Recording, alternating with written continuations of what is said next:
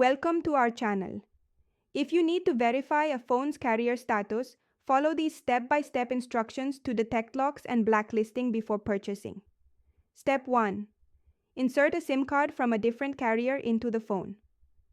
If the phone displays SIM not supported or invalid SIM, it's carrier locked to a specific network. Step 2.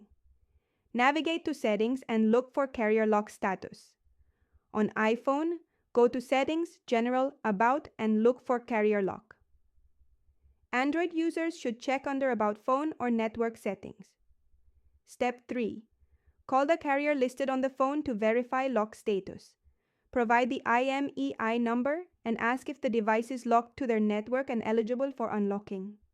Step 4. Use online IMEI checkers to assess carrier lock and blacklist status. Free services provide basic information, while paid services offer comprehensive lock and blacklist reports. Step 5. Test the phone's ability to make calls, send texts, and use data. A phone that can't complete these basic functions may be blacklisted or have account issues.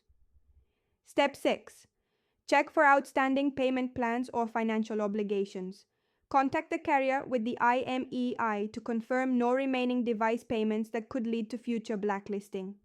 Step 7. Verify the phone hasn't been reported lost or stolen. Use CTIA's Stolen Phone Checker or carrier-specific tools to ensure the device is clear for activation. Step 8.